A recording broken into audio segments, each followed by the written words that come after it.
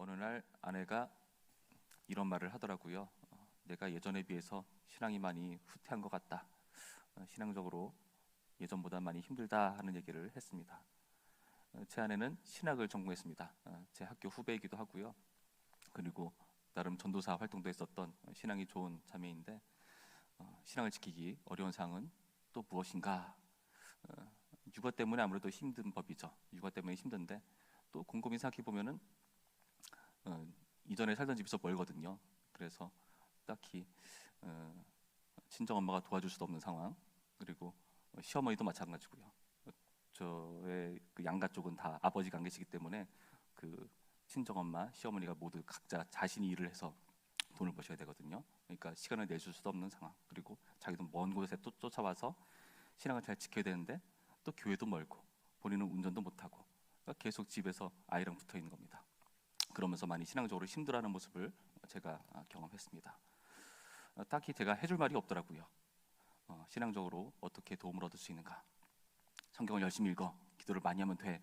이런 말은 누구나 다 하는 말이죠. 딱히 도움이 되지 않는 그런 상황 가운데서 저도 어떻게 해야 되나 고민을 하긴 했습니다. 그런데 그 문제는 비단 아내 문제뿐만 아니라 저에게도 마찬가지더라고요. 저도 때로는 너무 바쁘다는 이유로 신앙이 흔들리는 경우도 있지 않나 하는 생각도 가져봅니다. 이런 식으로 따져보니까 어찌 보면은 우리는 때때로 신앙생활을 버거워하고 힘들어하는 경우들에 처하지 않나 하는 생각을 가져보게 되었습니다. 어떤 분들은 집안에서 다 믿지 않는 가정 속에서 나 혼자 믿는 경우, 눈치 보이고 그 상황 가운데 어떻게 헤쳐나갈 돌파구도 보이지 않는 상황 가운데, 때로는 내가 있는 환경 속에서 신앙을 지키기 어려운 여러 가지 말할 수 없는 사연들이 있을 것입니다. 여러분들도 그런 경험들이 있으시거나 있었던 적이 있었을 줄로 생각을 합니다. 오늘 본문에 나타난 다니엘도 마찬가지입니다. 다니엘 같은 경우는 굉장히 신앙을 지키기 어려운 상황 가운데 처했습니다. 다니엘과 우리가 그의 친구들이야 말하는 세 사람, 그들은 왜 신앙생활을 지키기 어려운 상황인가? 보시면은 그들은 포로로 끌려온 신세거든요. 포로로 끌려와서 어떤 상황에 처해 있는가 보시면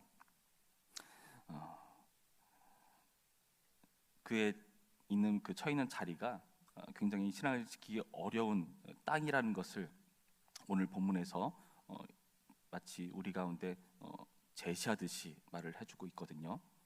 2절 말씀 보실까요? 2절 말씀 보시면 주께서 유다 왕 여호야김과 하나님의 전 그릇 얼마를 그의 손에 넘기심에 그가 그것을 가지고 신할 땅 자기 신들의 신전에 가져다가 그 신들의 보물 창고에 두었더라. 바벨론 땅을 이상하게도 여기서는 신할 땅, 바벨론의 옛 지명 이름으로 언급을 하고 있습니다. 여러분, 신할 땅이라는 것은 창세기에 언급된 땅입니다. 창세기에 언제 언급이 됐는가? 바벨탑이 세워진 장소로 언급이 되는 곳이 바로 신할 땅입니다. 신할 땅이라는 것은 다시 말해서 바벨탑을 세울 정도로 하나님께 배역하고 하나님처럼 되려고 하는 그런 땅이라는 것을 보여주는 거죠. 굳이 바벨론이 아니라 신할 땅으로 언급한다는 것은 그 땅이 추구하는 지향성을 오늘의 저자는 우리 가운데 보여주려고 한 것입니다. 그도 그럴듯이 거기 나타난 느부갓네살 왕이 이 포로들에게 어떤 일들을 하려고 하는가, 그의 명령을 보면 알 수 있습니다. 3절부터 보실까요? 왕이 황하장 아스푸나스에게 말하여 이스라엘 자손 중에서 왕족과 귀족 몇 사람 곧 흠이 없고 용무가 아름다우며 모든 지혜를 통찰하여 지식이 통달하며 학문에 익숙하여 왕궁에 살만한 소년을 데려오게 하였고 그들에게 갈대아 사람의 학문과 언어를 가르치게 하였고. 그들은 갈대아 문화를 교육받습니다. 갈대아 사람의 학문과 언어, 나름 강대국이니까 대단한, 유학을 해서 배울 만한 정도 대단한 것들을 배우겠죠. 그러나 알다시피 여러분, 이 세상의 학문에는 어떤 시대 정신이 깔려있기 마련입니다. 마치 오늘날 인문학이나 여러 가지 내용들을 살펴보면은 그 기저에는 진화론이 밑바탕이 되어 있거든요. 마찬가지로 이 당시에도 갈대아 사람들의 교육을 받는다는 것은 갈대아에 깊게 깔려 있었던 그런 우상에 대한 그런 신앙들이 담겨져 있거든요. 점성술이라든지 미신, 점술 이런 것들, 모든 것들이 다 밑바탕에 깔려 있는 그런 교육들을 받는 것입니다. 신앙을 지키기 어려운 교육이라는 거죠. 계속 보시면 5절, 또 왕이 진정하여 그들에게 왕의 음식과 그가 마시는 포도주에서 날마다 쓸 것을 주어 3년을 기르게 하였으나 그 후에 그들은 왕 앞에 서게 될 것이라. 그들이 먹고 마시는 그것은 왕의 음식과 그가 마시는 포도주라고 합니다. 그런데 이것을 왕이 지정한 것이라고 말하고 있죠. 다시 말해서 그들은 왕의 음식을 먹습니다. 생활에 있어서도 왕이 그들을 먹고 살리는 존재로 여겨질 만한 상황이라는 거죠.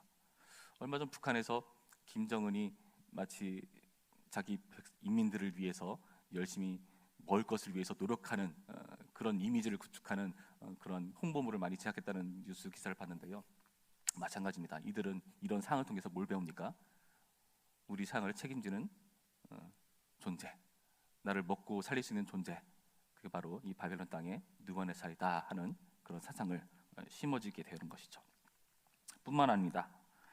6절부터 보시면 그들 가운데는 유다 자손 곧 다니엘과 하나냐와 미사엘과 아사랴가 있었더니, 여기 이름을 자세히 보시면은 엘이라고 끝나는 이름들은 하나님의 이름을 담고 있는 겁니다. 엘이라는 게 하나님의 이름을 담고 있으니까요. 그리고 야 발음으로 끝나는 것은 여호와를 의미하는 거죠. 다시 말해서 하나님과 관련된 이름으로 지어진 사람들이라는 겁니다. 여러분 언제 자녀에게 하나님과 관련된 이름을 짓습니까? 자녀에게 뭔가 특별한 사명이 있을 때, 뭔가 비전이 있을 때 그렇게 하나님의 이름을 담아서 이름을 짓지 않습니까? 나름 신앙적인 가정이었다는 것을 알 수 있죠. 그런데 어떻게 되죠? 7절 환관장이 그들의 이름을 고쳐 다니엘을 벨드사살이라 하고 하나냐는 사드락이라 하고 미사엘은 메삭이라 하고 아사랴는 아벳느고라 하였더라. 이 이름의 뜻을 다 일일이 헤아릴 수는 없지만, 그리고 분명하지 않은 분도 있고요. 그러나 분명한 것은 그 바벨론의 신들의 이름과 관련된 그런 명칭이라는 것을 우리는 유추해 볼 수가 있습니다. 다시 말해서 그들은 교육이나 생활이나 정체성에 있어서도 신할 땅에서 살아가는 사람들이라는 거죠. 하나님 안에서의 신앙을 지킬 수 없는 그런 어려운 상황 가운데 놓여 있다는 것입니다. 여러분, 우리 가운데 이렇게 교육에 있어서, 생활에 있어서, 정체성에 있어서 흔들릴 만한 상황 가운데 처해지는 경우들이 있곤 합니다. 우리는 아이들의 교과서에서 혹여나 동성애 같은 것들이 들어가지 않을까 노심초사하면서 그분에 대해서 경계하고 있죠.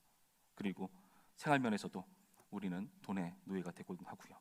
그리고 정체성에 있어서도 우리는 많은 경우 있어서 헷갈리게 만드는 세상 가운데 살아갑니다. 예루살렘이 아닌 신할 땅에서 하는 신앙생활이 바로 그렇다는 겁니다. 여러분, 그럴 때 우리는 어떻게 해야 됩니까?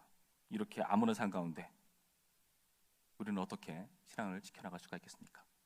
이들은 왜 이런 상황 가운데 처해 있죠? 이스라엘이 범죄했기 때문에 그 죄에 대한 결과로 바벨론의 포로로 끌려간 것입니다.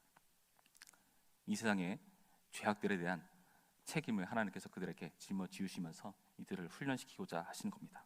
그런데 안타까운 것은 거기에 사실 그 죄에 직접적으로 관련되지 않은 우리 자녀들이라든지 그런 사람들도 있잖아요. 얼마나 딱하고 안타깝습니까?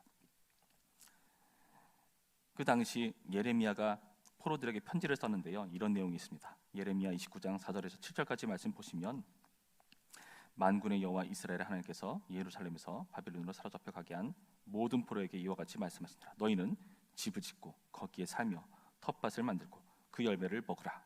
아내를 맞이하여 자녀를 낳으며 너희 아들이 아내를 맞이하며 너희 딸이 남편을 맞아 그들로 자녀를 낳게 하여 너희가 거기에서 번성하고 줄어들지 아니하게 하라.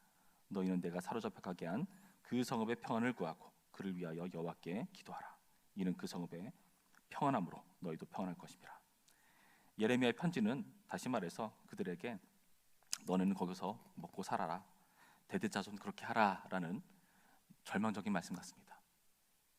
여러분, 신앙적으로 고민하고 있을 때, 신앙을 지키기 어려운 상황 가운데 우리가 처해 있을 때 누군가 이런 말을 한다면 어떻겠습니까? 그냥 사십시오, 거기서 먹고 살고 버티고 대대손 그리 하십시오 하면은 그게 위로가 되겠습니까?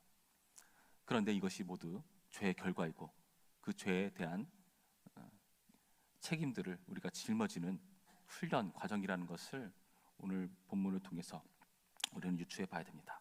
이것은 하나님께서 명령하신 것이고요, 하나님께서 요구하시는 좀 너무하다 싶은 자리까지 합니다.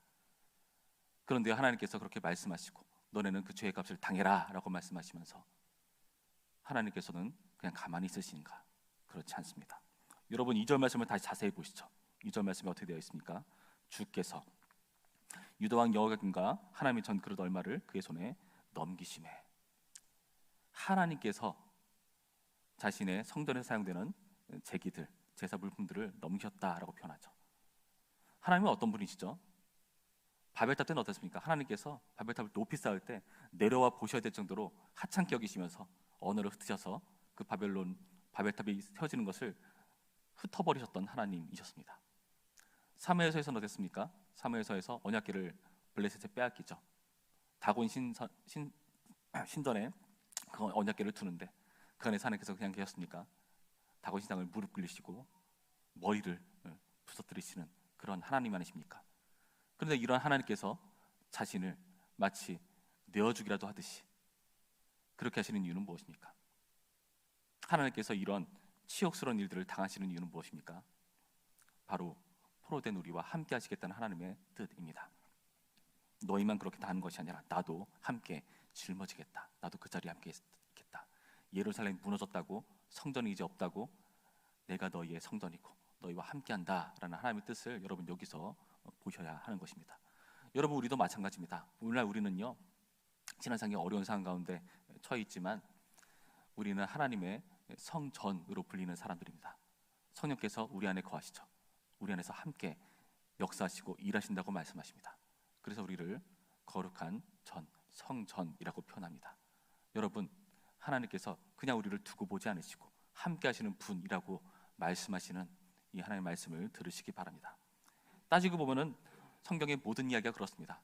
여러분 에덴 동산에서 추방당한 인류, 죄 때문에 그렇게 된 것이죠. 그러나 하나님께서는 그 에덴 동산을 끝내버리신 것이 아니라 새로운 에덴을 만들기 위해서 계속해서 일하고 계십니다. 그리고 계속해서 찾아오시고 우리 가운데 함께 하시고 예수 그리스도를 보내셔서 그 치욕스러운 십자가를 감당하게 하시죠. 그 모든 것이 다 우리에게 함께 하시는 하나님 것을 보여주시기 위해서 그리 하시는 것입니다. 여러분 그렇다면은 이런 기회를 여러분 잘 생각해 보시기 바랍니다. 신앙을 드러내기 어려운 자리라 생각했던 이 자리에서 오히려 나의 신앙이 빛날 수 있는 자리구나. 칠흑같이 어두운 상 가운데 내가 처해 있지만 하나님과 함께 하시고 그러니까 동행할 때에 내가 성전으로서 빛을 발할 수가 있겠구나. 아무도 주목하지 않고 아무도 신경 쓰지 않는 나 개인의 인생 같지만 하나님께서 우리를 굽어 살펴보시면서 나의 인생을 살피시면서 나를 격려하시는구나. 여러분 이 하나님이 바로 우리의 하나님 되십니다. 자기 아들을 우리 가운데 보내시고 성령을 보내주시고 계속해서 이렇게 말씀을 통해서 우리 가운데 가르치시는 하나님, 우리를 포기하지 않으신 하나님을 바라보시면서 지금 이해할 수 없는 상황 가운데 있다면, 내가 신앙을 잘 지키기 어려운 상황 가운데 있다면 여러분 그때 생각하시기 바랍니다. 이 상황 가운데 주님께서 나와 함께 하신다. 나와 함께 하셔서 나와 동행하신다. 그래서 나와 함께 일어나기를 원하시고 나를 자라게 하시고 키우길 원하시고 굳건히 세우시길 원하시는 분이시다. 여러분 이 말씀을 기억하시면서 오늘 하루도 하나님과 함께 동행하는 우리 모두가 되기를 주님의 이름으로 축원합니다.